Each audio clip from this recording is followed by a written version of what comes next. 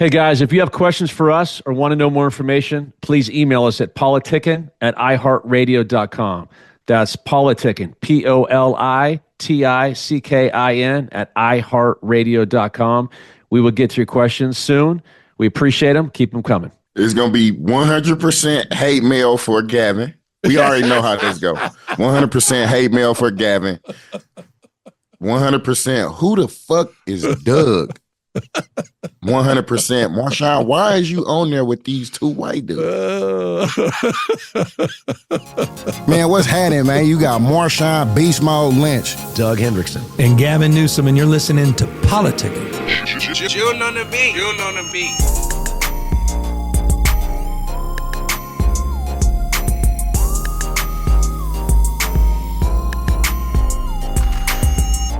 Welcome to a great new episode of Politickin. We got the Governor Gavin Newsom, Marshawn Beast Mode Lynch in an undisclosed location. I won't tell you where you're at right now, Marshawn. But Gavin, let's start with you. How's your week? By the way, Doug, I didn't even think you were going to show up. So thanks for joining Marshawn and I today in this podcast. Yeah, we appreciate that, my boy. I've been on a 3-day boondoggle. I've been in the great state of Oklahoma. I did a pit stop in Arkansas, and now I'm in Seattle, where Marshawn made his name. And whatnot. So my last 3 days, guys, consisted of crisscrossing the country from Oklahoma to Dallas to Arkansas, back to Fresno, back home. And now I'm in Seattle for some work. I'm working. Last time we checked in with you, how was your meeting at the White House, Gavin? Did you and Joe Biden have a drink together? What'd you guys do? Oh, Marshawn, don't think we're starting here. I need to know now. Doug. We need to know, Marshawn, the hell is going on? This is it. This is the moment. Countdown. No more BS. No more playing around. Are you in or not? Are we running for mayor of Oakland? Mm-hmm. This stuff just got very, very real. And I'm not into a political response. I'm thinking about, I got a cabinet. I'm not into exploratory. How big is my cabinet going to be, man? I need at least 12. Well, usually I need at least, I'm going to say 10, and I'll be the 11th one. That's my offensive line, my receivers, maybe a tight end and a quarterback. So the cabinet's going to be, I love the cabinet's going to be the same damn size as a line, huh? Yeah, it's got to be. Yeah, we got to bring Michael Bennett over. We'll bring Richard Sherman over. We'll bring up Mike Robb. Yep. We got to get the squad going. All right. So now that you're naming, Josh gonna be my offensive coordinator, and Marcus gonna be my. By the way, I'll take those guys over Trump's cabinet right now. Sorry to get political on you, but let's go back, Marshawn. Are you running or not? You know what? Today, this is gonna be probably one of the only times I ever say, the politics is really for politics. But hey, you a little hot. You're a little salty, my boy. Yeah. No, keep it funky though, because we was talking earlier, and I'm just like, damn, Gavin, it'd probably be a different world. Like the outlook on the world right now would be different if they would have put you in at the 2-yard line and gave you the ball. But we went with somebody else. They put another run. They went with a different play, and then they threw an interception. On the 2-yard. So Marshawn, can Gavin be honest with you and I as his family and partners here and tell us really how that went down and what happened? Or Gavin, you can't really get into that right now, partner. I don't think he will. First of all, I've been doing this long enough to know. I just saw what happened. We all just heard what happened. Doug, you saw what happened. He didn't answer the damn question. Marshawn, are you running? I'm in. You're in. I'm in. I'm telling, look, I told you, I got you right here. All I need is the blueprint. We're running out of time. You need more than a blueprint. You need signatures to get on the ballot. In lieu signatures, we call it. You need filing fees. You need a campaign team, and you need to get prepared. We got some work to do. Gavin. But we have time to get work done. Man, well, I'm finna do like the government do. I got back pay on some of these fees from all this bread that I've been putting into my community since 2003 or 4. So I want back pay from all of that, and then they could just use that to put toward my fees, or it don't work like that. Okay. I don't know. Does it, Gavin? I can't. We got a lot of work to do to figure this damn thing out. But Marshawn, I'm not even messing around, man. I'm already getting calls from potential candidates for governors, just checking in. What do you think? What are you hearing? Who's looking to run for governor? Mayor rather. What are your thoughts? What do you think the city really needs? So I'm just saying, you're not going to have a lot of time to figure this out, man. We know what the city need. They need you. The city needing. Matter of fact, I'm on my way up there after I leave from Seattle. Well, Doug, we didn't get a straight answer from Marshawn. You said we ain't getting no straight answer. What more straight, can it be than the shit I'm in? I told you I'm going, I'll be there after I leave Seattle on Sunday. Yeah, so we're going to have a meeting, Gavin. I think we'll do a meeting maybe in my man cave on Sunday. How about that, Gavin? Are you there? Can we, or is that a conflict of interest if I just come to the governor house and just... No conflict of it. This is how it works. People in politics hang out with people in politics that want to be in politics. We all get together. We compare notes, see how we can add value. All right. This may have gotten very real. This is interesting. I'm like it. This is interesting. So it's very interesting, and we're going to tease everybody today with this, and then we're going to have a meeting on Sunday. But I love this. I'm trying to figure out if he's serious. Now I think he's maybe serious, Doug. No, what you mean? I'm trying to figure out. No, I'm like, but this is serious, Marshawn. This is a couple hundred days away. Meaning, this is when I say a couple hundred, I think it's 120 days after they certify the recall. Well, this is the thing. As far as like the fees and all the red tape that motherfuckers used to go through, the motherfucker that's in the big office right now showed you that ain't how we do shit no more out here. So all of that old school thinking of what the fuck was going on before, that shit is a thing of the past. And Big Dog just showed that when you let your nuts drop, some of that bullshit that be going on, that ain't really what a motherfucker want. And then when they drop the ball with not putting you in the game, coach, I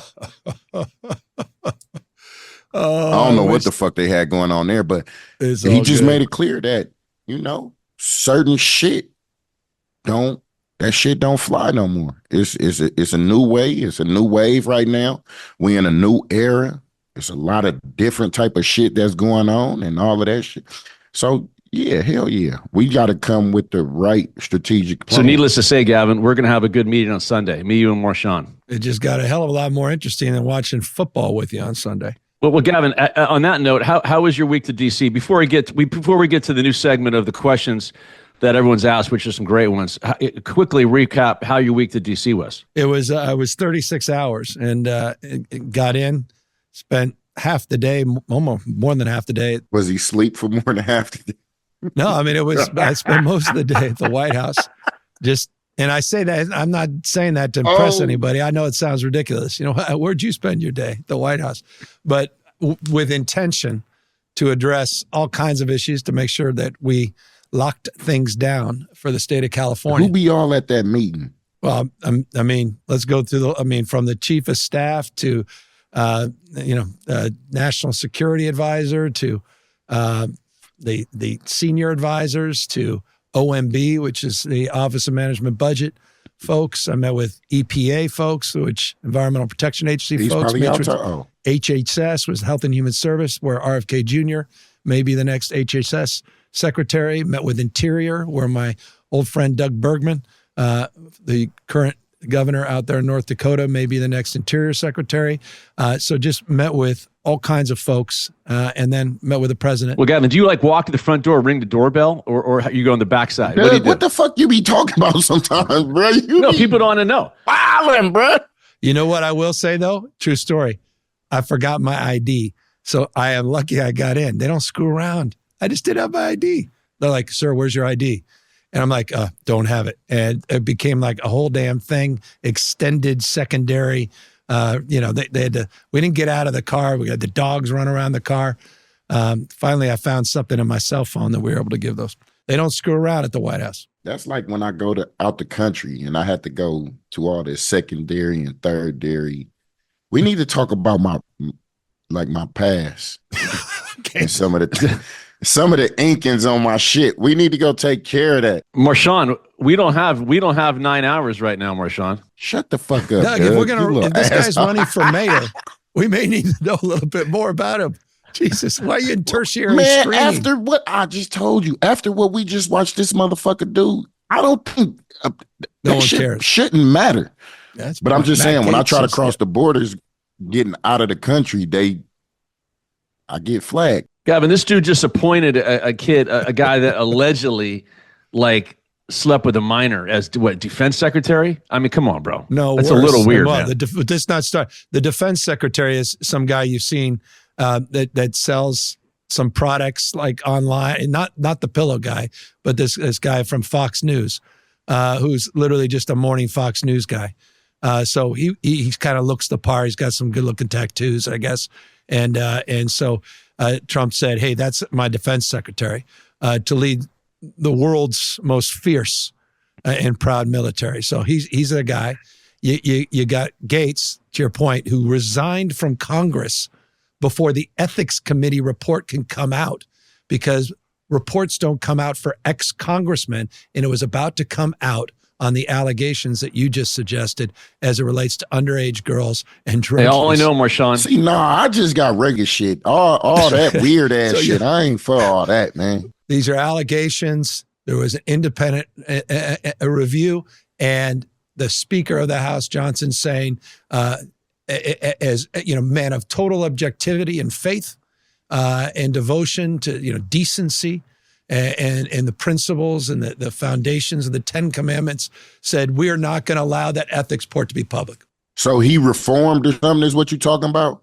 No, I'm saying he preaches a lot, but he sure as hell doesn't seem to be practicing here as it relates to trying to hide some of the facts of an ethics report. If there's nothing to hide, he should release the ethics report. He's not doing it. So, but you got all that, and then you got the guy who believes in a lot of conspiracy theories across the spectrum of issues, and RFK Jr. is being proposed for HHS secretary. You got Kristi Noem, the South Dakota governor, to be head of Homeland Security. Don't even get me started there. It's a hell of a group. So you talk to me about Bennett and Sherman. I'm feeling pretty good about Oakland right now. That's why I was saying that. Sound like I need to say, the mayor shit is cool, but I probably need to go to the White House and go get a job up there. Hey, Gavin, since Trump hasn't called you back, you leave a Post-it note saying, hey, Donald or President, call me when you get in, or on the chair or something like that? Just when you came in. It was a hell of, I will say, just spending time with Biden, comparing and contrasting our notes in terms of how he felt about the election. All this stuff I can't share. God, I wish I could share. Well, you have a safe space here, Gavin. This is Circle of Trust. Yeah, no, trust me, I'm so tempted. But it ain't you. It was a hell of a thing to be able to spend time with him in an honest, put it this way, an unfiltered, honest discussion about not just what's happened, but what he needs to do in the next 70 days and what we need to do in California in the next 70 days to lock things down before Trump gets into office, because this stuff got very, very real very, very quickly. Did you ever tell Biden, hey, Joe, I'm president, you unbelievable career. Just like when you're done, just go, you move to an island somewhere or go to a fishing village in Portugal. Anything like that? Do you think he shuts it down and just disappears or what? Not a chance. He's hardwired for public service. He's been at it for half a century. And it's in his blood. Yeah, I'm about to say that can't just leave. He got hella secrets and shit they need to know where I'd be out at all times. They had to activate that nigga like the KGB or something, say that secret word, and he start turning to a robot. After, you know what I mean? They bring his ass back. Not hardly that. Yeah, they bring his ass back when he needed. Well, Gavin, there was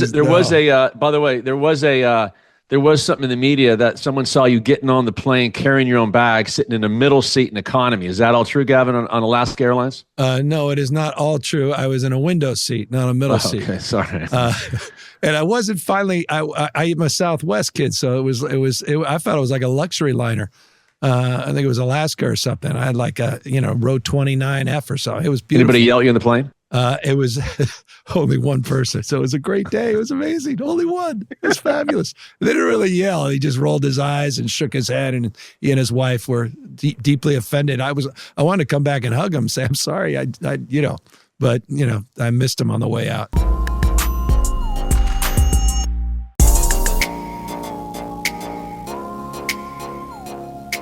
All right, well, listen, why don't we go to some of the questions we've got asked. That was, Gavin, I appreciate that. Next time you're on a flight, bring Marshawn with you. Trust me, no one's going to say a damn word to you. Believe me on that. Yeah, you and I were on a flight. You didn't stop. Hey, Marshawn, like Mike Tyson. Like Mike Tyson, I got some hands of steel, baby. Or is that Roberto Duran? I'll throw down if I need to. Don't back me in the corner, Marshawn. You know that. I'm a fighter.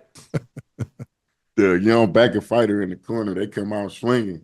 I love this. So people, one of the things we're doing, which I think is great, and it's great to be able to check in on the audience and folks listening. We were able to get a bunch of emails, folks that wanted to ask some questions. We solicited that last week. And Doug, I think you got the handful of them. I am going to be Ernie Johnson. I got Shaq to my left. I got Barkley to my right. I will be the moderator, Gavin, okay? Round mound of I'm rebound. not sure who was Shaq or who was Barkley, but here's the first question I got from Tom, okay? I can't vote yet, but as a Democrat, I've noticed that my peers, male athletes, are drifting towards Trump views. At school, boys my age hear a lot about empowering girls, but not much about boys. It seems like Trump is filling a vacuum. His emphasis on strength, winning, and dominance is appealing to boys my age and young men in college. What can we do to reverse this trend? I think that's for you, Gavin. No, Marshawn, I want you to. I knew you was going to try to do because, that shit. Hell no. No, that's a for good question. You. Anything that come through with Trump, that is meant for you because we kind of hot with you too because you didn't go and run for president. No, but it's by the way, the question is framed beautifully and it's deeply accurate. And we talked, I think, a little bit last week, right on the pod. We talked a little bit about this sort of manosphere. We talked about all these bro podcasts and some.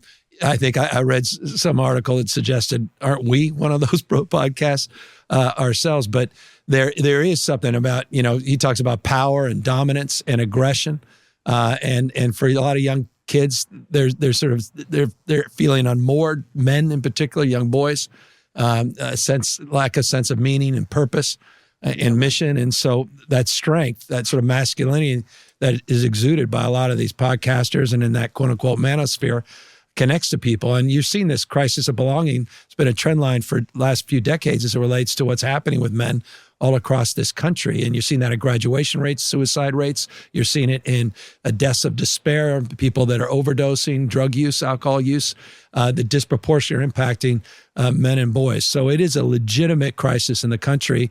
And the question is, what's the prescription to address it? Is it that what some perceive as the toxicity of Trump, others would disagree, or is it, trying to sort of align with what Trump may be selling, which clearly worked in this election? I'm not sure if you answered that question, Gavin, but I appreciate the. You said a whole bunch of words, motherfucker. That was not a lot of words. All right, so Marshawn, this is for you. This is from Justin in Oklahoma. Marshawn, I'm a freshman in college playing football. I had dreams about playing in the NFL. I admire the Beast Mode brand that you have built. What advice can you give me on how to build my brand? It's a great question, Gavin. As cliche as it sounds is don't build a brand. Build yourself and let your brand become of what you build. Say that again, Marshawn. That's a great. What'd you say right there? Damn, Doug, rewind it. Motherfucker, I forgot what I said. When you freestyling, then this shit just come off the dome, my boy. I apologize. You know what I mean? No, but I can't wait for your state of the city, Marshawn. This is going to be fun. Man, that motherfucker going to be immaculate. I don't want no, what is that, flashcards or none of that shit. But no, it's don't build a brand. Just, you know what I mean, be yourself and let your brand build itself. So that way it's always authentic. You know what I mean, to who you are. And that way you ain't never got to look over your shoulder to make sure that you got to check all these boxes and all that other shit. I love it. But, man, I really do appreciate when the youth ask me that question, because I think, rather than just hearing me say it, when they put it into a form like that, I think it means more to them. And I think they take a lot more out of it. Okay. By the way, Doug, that was next level, and I couldn't agree more. And it's something. And here's the politician talking. I talk about all the time. Your expression's unique. No one else has it. Learn from, don't follow others. This idea, everyone wants to be like someone else, but then they're derivative of someone else, meaning they're not being their authentic self. And so if you're trying to be someone else, you'll get exposed. And so building a great brand, the reason Beast Mode, reason Marshawn Lynch is Marshawn Lynch, is because it just exudes authenticity. And I think that's just such a great great thing that Marshawn No doubt. just Great said answer, that Marshawn. I hope every young person's listening to. I like that a lot because it was like I went up one and then you went up like There you go. All right. 3. All right, here's another one. This is from Christina. You try to one up me, Batman. No, I went up in you, bro. I'm doubling down for you, my friend. There's another one, Gavin. I voted for Kamala because she is pro-choice, believes in climate change is a real thing, and I'm not a big fan of Trump. Other than that, I actually think Trump is more aligned with our everyday concerns about the economy, public safety, and border security. Given this, if the Republicans field a nicer guy than Trump, how can we avoid a bigger landslide in 28? Yeah, well, in 28, looking forward. No, I think we got our work cut out for us. Because that's you, great. right? I saw, just by the way, there was a bunch of polls just out today that says Republicans overwhelmingly think crime's increasing. They think unemployment is a 50-year high.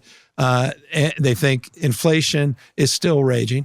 When we know inflation's substantially tamed, we're at a 50-year low in unemployment, and crime continues to drop significantly in the last few years. So people feel very, very differently. On the border as well, we're not seeing border crossings. They're about as low as they've been in the last 3.5, almost 4 years. That is not to excuse the inflation scars the last 3-4 years, or to exclude what happened as it relates to the border crossings the last 3 and 4 years. So when you get in office in 28, what you gonna do?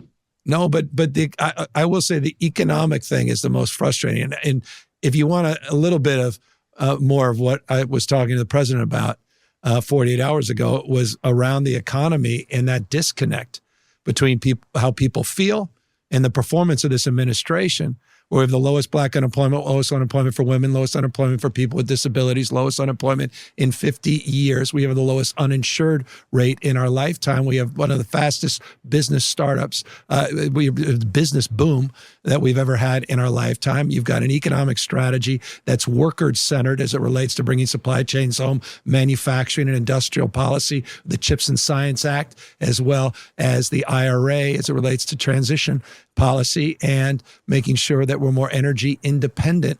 All of those things are things that we thought would be persuasive in this election on the economy, and obviously we fell short. So I don't know if you caught any of that nonsense, except to say we got work to do.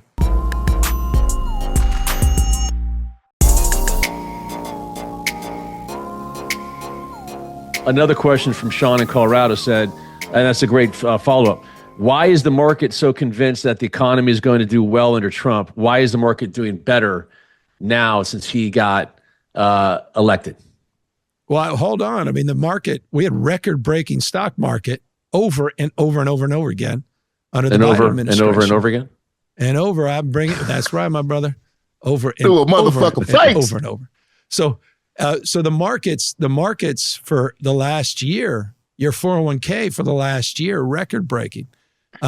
Over and over. And of course, it went up again a little bit after. It was actually surged a couple of days after, the day after the election. But it already was peaking for the latter part of the last year. So I think there's two things, but I will say just to the substance, the seriousness of the question, I think some of it was expectations on regulatory policy, regulatory rollbacks, and then tax policy as it relates to extending the tax credits. But beyond me, with the tariffs that are coming, and beyond me as it relates to any other economic framework that the president has advanced, because I don't know what it is. It's got the form and substance of fog. Forgive me. And now sounding like a damn politician. All right. Well, I got another one for you, Gavin. You are a politician. And I'm going to circle back to you, Marshawn. I am a politician. This is from Deborah. Many women are terrified now more than ever about the reproductive freedom, running a state that is so pro-women and protects women's rights to choose, et cetera. How do you tackle these issues with the president? Is there any chance we lose our access to reproductive freedoms? Yeah, there's a chance. There was no chance in my lifetime, in our lifetime, we'd see Roe versus Wade overturned, and Donald Trump made sure that happened with the Dobbs decision. He's the father of the Dobbs decision. So how is there a chance? Explain that to us. Donald Trump is the reason that Roe v. Wade was overturned. It's the reason that 1 out of every 5 women that had to get an abortion last year had to get out of their own state.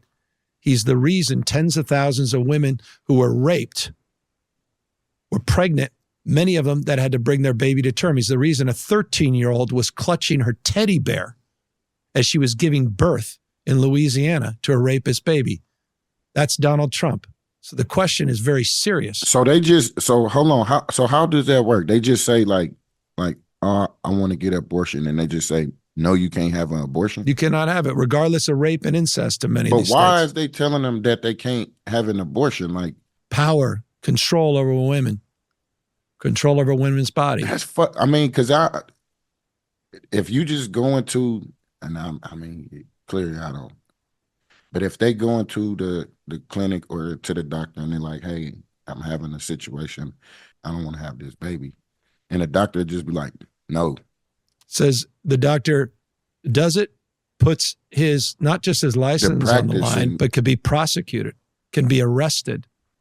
So you have doctors that can be arrested. Women, there's certain states, Marshawn, get this, where it's illegal for the woman to leave the state to access an abortion if she's underage. So they're banning travel. They're not just banning abortions in some states. That is brought to you by Donald Trump. Now, that said, let me be fair. Good people can disagree. And I understand the religious framework, and I understand people that believe in the right to life, and I respect that. But under Roe v. Wade, that was the whole point. I respect your right to decide for yourself, and it sure as hell shouldn't be a bunch of guys that are determining the fate of young women. And so I take this seriously, and I think the question is a scary one because realistically, we don't know. Donald Trump in the past said women should be criminalized for having an abortion. Donald Trump in the past suggested that he would support a national abortion ban. Many of his biggest supporters, like Lindsey Graham, Senator Graham, support a national abortion ban. Few of us have confidence that if they pass a national abortion ban, he won't sign it. He says he won't, but he said a lot of things in the past. I don't trust him at all. But Gavin, does he have the power to go to each state and tell each state they can't do an abortion? No, he could. They could do a national abortion ban. They control both houses of Congress. He said in the past he would support one. He said in the past he thinks women should be criminalized that have an abortion. He said all kinds of crazy things in the past. By the way, I take him much more literally than most. That's why we're being prepared. And it goes back to the question, and let me be serious about the question. And forgive me for getting all intense about this. This is such serious stuff. I mean, this is happening in the United States of America in 2024, but I worry about this thing called the Comstock Act, which is about access to medical abortion, meaning access to pills, morning after pills. I worry about being prepared for that. And so states like California are taking that very seriously. I've got some ideas around more work we could do with an executive order. We already went to the ballot a couple of years ago, and we enshrined in our state constitution the right to reproductive care, reproductive freedom. And we're doing everything in our power to protect doctors, to protect patients themselves, and privacy, and making sure we're not sharing with outside state attorney generals for criminal prosecution. So we're going to do everything in our power to protect women and girls. And there's not a state in America, not one. There's a lot of great leaders of great states protecting women and girls, but there's not a state like California doing more at the backs of women. So let me ask you a question. As your position as governor, right? How often is it that you would like, okay, you probably hear the shit through social media, the studies and, the reports and all of that. How often is it that you'll just be like, you know what, fuck it. Let me go to a clinic where, these women have actually been turned away and actually talk to the people who really go through this type of shit and really just sit down with them and like, not don't know, I'm trying to make my case because I want to be heard when I go talk, but actually to understand, what the fuck is going on, like how that really affects them and what's really going on. Because, that sounds like some serious ass shit to the point where, like, if I just look at some studies or some numbers or something and it's like, okay, this number, and then the doctors as well, because, I know that shit take a toll on them too. They see this shit coming in, but then you talk about these individuals who, these women that have been raped and, has gotten pregnant the mental mindset that they have. Like, how often is it that you will go out and actually talk to these individuals to see, like, all right, fuck the numbers and all of that shit. Let me hear right from the horse's mouth on what's really going on and how it's really affecting you as a person. Great question, Marshawn. Marshawn, it's the right question. That's what we do all the time. That's how we shape policy on reproductive care in California. It's exactly what we do. We meet with folks that have been impacted, rape and incest. We meet folks that had miscarriages, that needed emergency care. We meet with people that literally almost lost their life because they were bleeding out, and doctors didn't know what to do in some of these other states. We don't just read the stories. They come in and they sort of testify to that human expression. But with all due respect to the other side, and I say this with love to those that disagree, I don't hear them sitting down with some of these women. I don't hear people. I've never heard of Donald Trump sitting down with a woman who was raped and try to listen and express some empathy and compassion for her life. Not once has he ever done that. So it's why I get a little indignant to sort of spare me that this guy has your back, women and girls, that he gives a damn. I mean, seriously, spare me. It's all about him. And again, I don't want to be, I know we're failing not talking about Trump, but this is why we're doing the special session in California. Well, that's a great question. This is why I take in so seriously what's going on. This is why I'm grateful for that question. And sorry to be so intense about this, but got to have women's back, man. This is a serious moment. You know, my mama is like, you know, that's my heart. That's my rock. And you feel me? If somebody was to put my mama in a position of where, you know what I mean, they took away her rights in order to live, you know what I mean, a good life, like, we got problems. I ain't worried about no laws and all that other type of shit. Like, you got me fucked up. We gonna have to do something like what the old school do. You know, and then, you know, like, you know, my motto, fuck you. We gonna get on some shit, but damn, that's, you know what I mean? Here's another one for both you guys. I admire you and Marshawn for always speaking and doing what you think is right. Gavin, when you legalized gay marriage, everyone was telling you not to do it. You went with your heart and did it. How stressful was that back in the day to do that as mayor? A sports frame, the beginner's mind. I didn't know what I didn't know. I think it was Roger Bannister that broke the 4-minute mile because he didn't know what he didn't know. He didn't know that the human body didn't move that fast in 4 minutes. The point was, I was new as a mayor, and I thought it was the right thing to do. And then what unfolded after that revealed itself in ways that I had anticipated and not anticipated on the basis that I didn't have the experience. So I think there's something wonderful about being new, having a new mindset. But I will say that it was challenged to navigate because my own party came down on me. My own party attacked me. My own party questioned what I was doing. And for those of you that don't even remember this, the black and white movies in 2004 in the winter of love, not the summer of love in San Francisco, we married 4,036 couples from 46 states and 6 countries around the world. And the amazing thing about it was nothing amazing about it. Meaning couples came, they were your brother, your uncle, your aunts, your uncle. I mean, you name it. The normality of it is what was so striking. It was airline pilots. It was construction workers. It was nurses. It was doctors. It was judges. It was lawyers.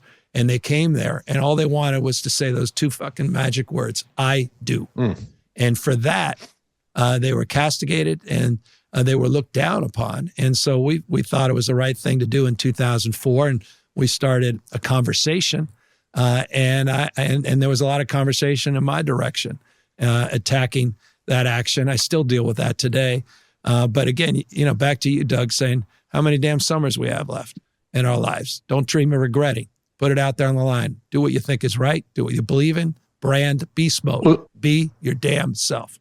Well, Gavin, as a follow-up to that question, did you think that the time, I mean, you obviously probably had higher aspirations, but that back then when you did that, did you think like I could be done politically, but doing the right thing is what I'm here for. So I don't really care what my future is. This is the right thing to do. Because a lot of people would have done that. I had an intervention. My father, members of my family, some of his close friends had an intervention right before I did it saying, don't do it. They said, this is going to end your political career. You just got elected, because I just got elected. They said, do this on your way out. Don't start your political career. I remember in California, I don't know what the number was, but I think it was like 30% of folks support it. I mean, it was not quote unquote popular. I just thought it was the right thing to do. And I thought it was also unconstitutional not to allow same-sex couples to get married. And so, no, I thought I was toast. I swear to you, I thought I was toast politically, but I was like, you know what? So what? I go back to work, private, whatever. Life's too short. And I hate nothing worse.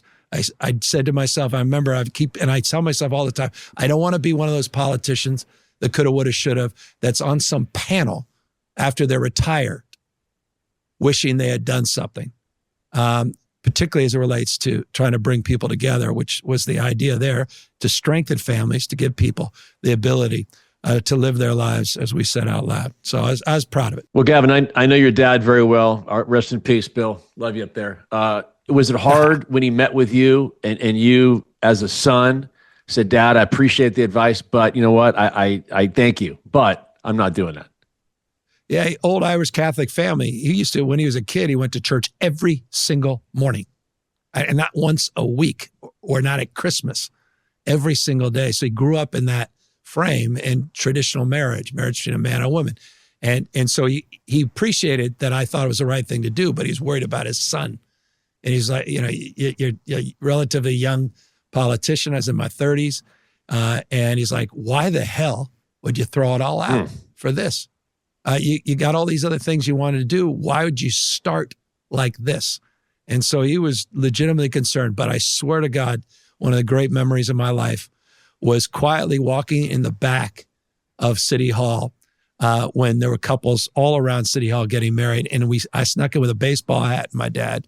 So no one even knew I was downstairs. Man, they knew you was there. They didn't trust me, you a 6'5" white boy running around with baseball shoulder. They know who the hell you was out there. Snuck in the back, Marshawn, true story. And he starts walking around and he sees basically neighbors. He sees people he reckon.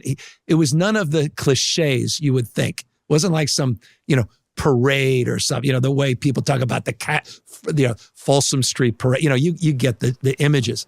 And literally those images and the joy, and to see families, like literally kids of the people getting married or their parents, and seeing these kids and to see the joy, he completely flipped.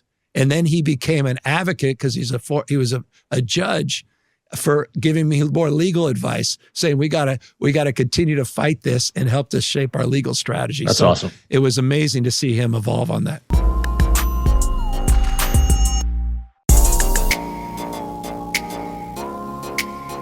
So Marshawn, here's one for you. It's from Tim in Tacoma. Marshawn, I'm your biggest fan. I've loved you since you got to Seattle. Do you have any regrets about walking away from Seattle and going to Oakland? None at all. Because I didn't walk away from Seattle to go to Oakland. I walked away because I was done playing football. And then when, like you were just saying, don't want to be one of them shoulda, coulda, wouldas. And when I heard that the Raiders was going to actually leave Oakland, that was what made me go back to play for the Raiders. So I could say I was one of the last individuals from Oakland that could actually say that they played for the Oakland Raiders. Okay. I love it. Hey, Marshawn, by the way, I never asked you this. When you retired, quote unquote, from football as a Seahawk, didn't you post something about your cleats? Well, let me back up, Gavin. Before Marshawn answers the question. In fact, Gavin, actually, I was with you at the Super Bowl. Remember? And at Santa Clara, we were at their Super Bowl. I think it was Denver and Carolina. And you and I were at the game, and my phone started buzzing and blowing up. And you see Marshawn, So Marshawn infamously threw his cleats on top of the wires in Oakland. And my phone blew up. He retired on Super Bowl Sunday. Take me through that, Marshawn. By the way, you ruined my day, but I hope your day was good. Well, I mean, I was back, at my grandma's house, and I had them. I had the cleats, and they was actually some cleats that I had that I was gonna play in last Super Bowl, and they had gold on them, and they got the uniform police came out and was like, "Hey, if you wear them cleats, we gonna kick you out the game." And I'm like, what you mean gonna kick me out? Like, if you wear them cleats, we're gonna kick you out the game. So I had to go and put some different spikes on. So when they did the Super Bowl 50, and they like made it like, I guess it was like the 50th anniversary or the 50th Super Bowl or something like that, and it was all gold. So everybody had gold, everything. So I'm like, man, what the fuck? Like, you just told me that I wasn't going to be able to play in the game. You was going to bench me if I wore some spikes that had gold cleats at the bottom, and then you're going to make the whole Super Bowl 50 gold, everything. So I was looking at them damn shoes like, man, fuck. I said, yeah. Well, I knew I was done, but I was like, well, shit, what you do in the hood when you know what I mean, you done ran them shoes all the way down to the rubber, to no more rubber with the holes at the bottom.